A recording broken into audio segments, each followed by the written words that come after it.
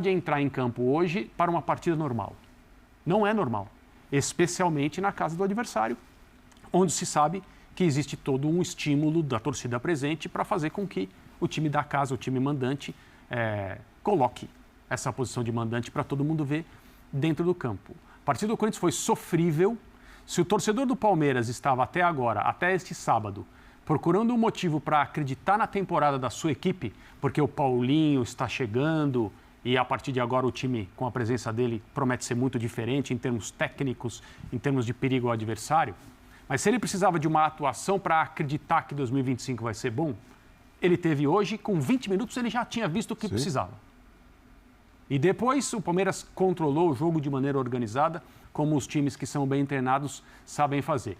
E se o torcedor do Corinthians precisava de mais motivo para se preocupar, porque o Garro está machucado e não joga, porque o seu goleiro, que foi responsável pelo título estadual, também não está jogando, porque na ausência de um lateral que saiba marcar o Estevão, o Corinthians não tem resposta para esse tipo de ameaça do Palmeiras, que hoje nem foi necessária, nem precisou, né?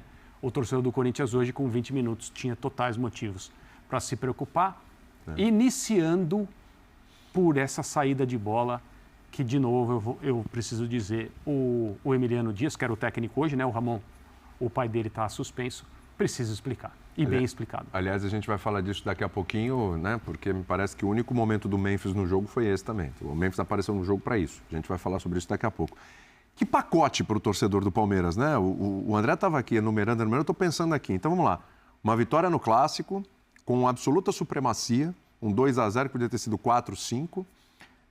Felipe Anderson atuando bem, mais uma vez, né? Era necessário que isso acontecesse, ainda mais num Clássico. Já tinha ido bem no meio de semana, entrando no lugar do Veiga ali, mas atuando bem, no lado que ele gosta de atuar.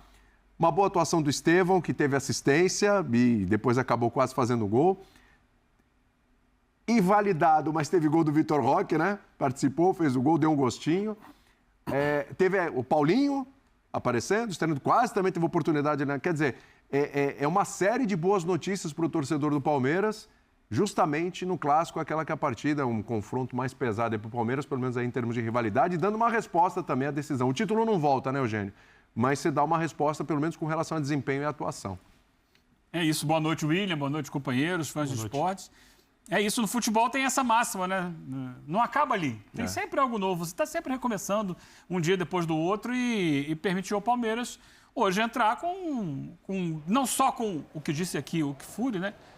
Com essa necessidade, essa premência de dar uma resposta diante do maior rival, mas também com uma reorganização da sua equipe, que foi possível desde então. Acho que até foi obrigatória desde então, porque o que se apresentou nos 2 jogos finais do Campeonato Estadual foi muito pouco por parte do Palmeiras. Futebol bem abaixo do que se esperava. E a partir do meio de semana do jogo com o Cerro, ele começa a fazer mexidas que fazem muito sentido. Então, acho que a libertação do menino Estevão é a grande notícia. Porque a gente falava muito, né, que ele ficava preso à ponta direita. E a liberdade que ele ganha para se movimentar por outros setores do campo, sem, é claro, abandonar também o lado direito, eu acho que isso traz muito de bom. Por exemplo, a possibilidade do Felipe Anderson ocupar aquele espaço onde ele se sente à vontade e, com isso, contribuir mais também para a equipe. Essa liberdade também do Facundo, que se movimentou bastante no jogo de hoje. Eu acho que tudo isso soma. Só faltou para a torcida do Palmeiras o jogo ter sido no Allianz, né? Pois na sua casa, porque ela não compareceu, ela não conseguiu encher o estádio em Barueri, mais uma vez, tem alguma dificuldade lá, o estádio todo foi reformado e tal, tá todo bonito, mas a gente via ali, por exemplo, ali atrás do gol, né, espaços que não estariam vazios, com certeza, se o jogo fosse no Allianz.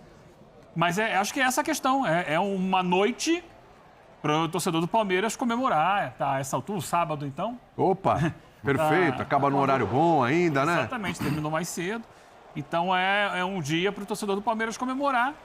E quanto ao Corinthians, a gente fala ao longo da história do futebol muito na curva da preparação física. Não, para o time chegar no auge em tal momento. Eu acho que do Corinthians não foi exatamente a preparação física, mas principalmente o foco. O foco do Corinthians esteve naquelas semanas em que ele decidia se conseguia classificação para a fase de grupos da Libertadores e decidia também o campeonato estadual. perdeu a vaga na Libertadores, mas conseguiu o estadual. Tanto que, após a final do estadual, o Garro fala, vou parar. Sim. Não aguento porque estou no meu limite. O limite do Corinthians era ali. Ganhei o estadual, não deu para Libertadores, uma pena, mas agora vamos reorganizar tudo, porque estava esticando a corda demais. E hoje a gente viu um time que, ao invés de esticar, deixou a corda muito frouxa. A corda hoje entrou muito abaixo do que poderia entrar para um derby. É um derby, gente. Então, aquela saída de jogo, concordo com o André, um negócio assim, muito doido, né? Muito louco. Mas aconteceu. Impressionantemente aconteceu. E precisa de explicações. Para terminar o que você perguntou, o torcedor do Palmeiras ainda teve a devolução da brincadeira. As cabeças de galinha, Foi. cabeça de porco. Ainda teve isso. Tem imagem para mostrar já já. Toda a parte que é alegórica, né? Folclórica do clássico, que faz parte também. É a parte pet. De pet, Calçade. Boa noite, Calça. É mais fácil entrar com a galinha do que com o porco. Tem gente que cria, alguns criam galinha como se fosse cachorro, outros criam porcos também. Então, vira pet. Boa noite. Sim, você, qualquer coisa, qualquer área de atuação na vida, você pergunta qual é o propósito disso, né? Estamos tentando atingir o quê? E o Corinthians, 17 dias atrás, tinha um propósito. Quero ganhar o título paulista. Foi outro Corinthians e outro Palmeiras, que não soube lidar com aquele Corinthians, que vinha de uma vantagem no Allianz, e aí a torcida jogou junto, fez tudo que tinha que ser feito tal, e depois a torcida perdeu as suas regalias, não pode entrar com mais nada no estádio, mas Itaquera jogou junto, o Corinthians ganhou o título. Qual é o propósito de hoje? O Palmeiras tinha o propósito, era dar uma guinada na fase, nada melhor que um clássico. Nada melhor que um Corinthians e Palmeiras para um ou para outro. E sempre um vai sair bem se tiver, se tiver vencedor, um sai mal, o outro sai legal. Um acabou de conquistar um título e o outro talvez tenha conquistado a sua guinada, a ignição de uma nova fase. Porque é o seguinte, o Palmeiras hoje entrou em campo numa rotação, numa frequência muito alta e o Corinthians numa frequência muito baixa. O Corinthians estava assim cansado. E o Palmeiras mostrou isso desde o primeiro minuto. E tomou 2 gols do Corinthians de fora da área. O Palmeiras, com tudo que fez, com menos tempo, parece que o Palmeiras ficou com a bola mais tempo. Não ficou. Foi o Corinthians. É que você não viu nada com a bola no pé. Então nem parece. Isso passa batido. Tem um espaço incrível para jogar de fora da área. Sim, porque foi um nada mesmo. Foi um 60 e tantos % de posse, 0 finalizações. 0 finalizações. Então isso é nada. Uma no jogo todo no final. Então o Corinthians não construiu nada. E ele entrou em campo o quê? Com 4 jogadores de meio de campo com mais mobilidade. Você tinha Ranieri, o José Martínez, o Carrilho, que jogando aberto, às vezes você fechava uma linha de 4 em cima da linha de zaga, o Carrilho pelo lado direito, e tinha o Bidon, né, que tem mais mobilidade que o Garro, ainda mais o Garro, coitado, está machucado, ele nem está jogando. O Garro é um meia que pelo menos abastece Memphis e Yuri. Não tinha esse jogador para abastecer, a recomposição no meio de campo estava um negócio, assim, qualquer nota. E depois até, depois a gente vai ver as imagens e tal, aconteceu com este jogo, aqui no posicionamento dentro da área do Corinthians, para o chute de fora da área, você olha uma quantidade enorme de jogadores dentro da área. Quer ver? Vamos olhar. Perfeito. Vamos ver quantos jogadores do Palmeiras tem na área do Corinthians e quantos estão lá dentro. Porque aí você esvazia, é uma questão de matemática. Olha lá, vai todo mundo entrando na área, todo mundo. Olha lá a quantidade. Né? Agora, olha a quantidade de jogadores. Vazio, para uma batida de fora, mais um gol assim. Então porque é o seguinte, é claro que é da natureza de qualquer um que for jogar bola, quando está sendo pressionado, atacado, você vai recuando para defender o gol. O 7,32 por 2,44. Né? Dá quase 19 metros quadrados. Cara, mas é o seguinte, o gol pode vir de outro lugar também, como veio, de fora da área. Isso aconteceu na bola parada do jogo contra o jogo da Sul-Americana. Agora, que era um time, todo ele sem marcar o adversário, né? Eu não marco o adversário, se posiciona todo dentro da área e você fica observando a bola para tomar uma atitude. Numa bola parada de escanteio, você marca misto. Você cuida do espaço, eu cuido do jogador. No Corinthians, na área do Corinthians, ninguém cuida de nada. Esse foi mais um gol assim. Então, qual é o propósito do Corinthians? Você não sabe qual foi para o jogo. O do Palmeiras, totalmente definido. Até o Felipe Anderson conseguiu finalmente ganhar um caminho para jogar para um jogo que tenha mais a ver com ele. O Estevão, aí é uma mudança interessante. Quem falou, acho que foi aqui, no nosso programa, o Luxemburgo falou, certa vez, assim, que ele viu o Estevão como um jogador com mais liberdade, mais espaço do que um jogador confinado ao lado direito. O Estevão mais perto de Vitor Roque pode criar pode desestabilizar o adversário. E ainda você tem Felipe Anderson. Então, e o Piquerez faz o movimento quando precisa, ele entra na linha de 4, quando ele pode jogar, ele sobe. Então, surgiu um novo Palmeiras, está começando a surgir. E a gente falava o tempo todo aqui que era preciso ter um tempo, porque era um time com tantos novos nomes que acabaram de chegar, como o Paulinho, que estreou hoje, e que isso não sai do nada. Né? Então, assim, um com propósito e ação, o outro sem propósito e ação. Aí uma vitória até curta, pequena, pelo tamanho do jogo do Palmeiras. E deu no que deu aí esse 2-0, com uma cara de 4 ou 5-0 aí para o Palmeiras. Esse é um bom ponto. A gente vai falar de vários personagens, né, Jean? Mas acho que esse é um bom ponto falar um pouco do Felipe Anderson. Porque teve a boa atuação no meio de semana, né? Aí entrando no jogo, é o comecinho, mas entrou no jogo. E hoje, assim, muito claramente a vontade no setor que lhe compete. E isso tem 2 pontos. Um, você aproveitar o que o jogador tem de melhor, mas a gente fala, mas poxa vida, o jogador tem que ser versátil, tem que atuar aqui, ali e tal. O Felipe Anderson, ele é um cara para jogar naquele setor, ele pode se adaptar, mas ali, Jean, se o cara tá bem ali, se o cara rende ali, se a prova tá aí desses 2 jogos, ele atuando pelo canto dele, eu acho que é uma situação que está meio que encaminhada ali. Acho que ele pode retomar uma titularidade mesmo desse time, né? Eu acho que sim. Eu acho que agora a coisa está meio encaminhada para isso, né? Para ele jogar aberto pelo lado direito, como a gente viu. Eu só faço algumas ressalvas em relação a essa coisa. Porque primeiro parece que se inventou o Felipe Anderson do lado esquerdo no Brasil e no Palmeiras. Não é verdade. O Felipe Anderson, quando jogava na Lazio, antes de se transferir para o West Ham, jogava muitas vezes no meio, na esquerda e jogava na direita também. Mais na direita, mas jogava muito nas outras posições. Ele vai para o West Ham, onde, é verdade, ele acaba não rendendo a mesma coisa que sempre rendeu na Lazio e só joga praticamente pelo lado esquerdo. Tá? O meu ponto eu acho que no momento em que ele não é escalado do lado direito, na hora que ele chega, você tem todas as justificativas do mundo. Porque o Estevão estava comendo a bola por ali. E eu acho que essa história de, tudo bem, o Estevão precisa jogar pelo meio, precisa ter a liberdade e tal, que cabe a partir do momento em que o Estevão parou de render do lado direito aquilo que ele estava rendendo. Porque o que o Estevão estava fazendo era um absurdo. E não fazia sentido você colocar ninguém ali. Ninguém.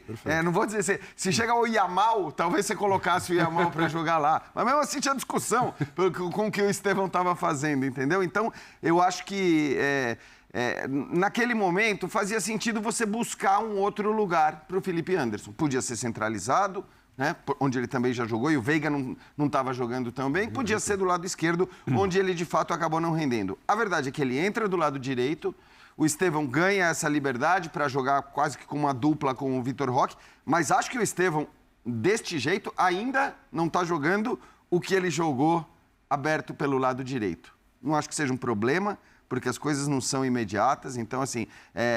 E agora ele ganha uma outra opção, que é o Paulinho, que acho que tem que entrar nesse balaio. O Paulinho entra bem hoje, inclusive, entrou bem. Quase faz o gol. Pelo que o Abel falou, acho que há 2 jogos, a gente ouviu ele falando na entrevista coletiva, a ideia dele é colocar o Paulinho pelo lado esquerdo. E aí acho que quem está muito ameaçado passa a ser o Facundo. Óbvio que o Paulinho não vai te entregar, talvez, toda a recomposição e marcação que o Facundo entrega por ali. Mas acho que com o Paulinho 100%, ele vai entrar pelo lado esquerdo, você vai ter o Felipe Anderson pelo lado direito e você tem uma dupla ali de ataque com o Estevão e Vitor Roque. E o futuro bem próximo é Facundo, Paulinho e Vitor Roque. Então, quando o Estevão sair, o que talvez... Não tem o Veiga, né? Então, é isso que eu ia falar. Agora, tem o Veiga nisso tudo. A gente lembra que o Veiga, ele recuperou a sua posição de titular durante a temporada, porque ele chega a perder essa posição de titular para o Maurício. que é Aí outra peça aí que é pra outra lembrar, que hein? vai É voltar. outro pra voltar. E Então, saiu acho- como o melhor do time quando ele saiu. Exatamente. É quem mais estava resolvendo. E assim, né, Eugênio, todo mundo estava falando, o Palmeiras ainda vai ter o Paulinho. O Palmeiras ainda vai ter o Lucas Evangelista, que, aliás, fez uma ótima estreia e aí se machucou, estava fora hoje também, mas é outro cara que vai entrar nesse time. Então, vai ter o Paulinho, vai ter o Evangelista. O futuro é promissor. E muita o gente. próprio Vitor Roque. E agora sim, o Palmeiras também passa a ter o Felipe Anderson. Que o Felipe Anderson acho que tem que ser usado, se as coisas derem certo, como aparentemente podem dar, porque qualidade não lhe falta, como mais um exemplo de que a pressa é infernal para qualquer time de futebol. E ela é muito comum no futebol brasileiro, ela é muito comum no Palmeiras, porque se não fosse a insistência do Abel lá atrás, o Scarpa teria sido mandado embora, o Veiga teria sido mandado embora, o Rony, que foi muito útil e depois maltratado por parte da torcida, não teria tido a utilidade que ele teve. Zé Rafael. O próprio Zé Rafael. Então, assim, acho que é bom lembrar disso. E isso vale não só para o Palmeiras. Porque aqui é uma loucura. O que tem de time que contrata bons jogadores e aí o cara não entrega em 3, 4 meses, né?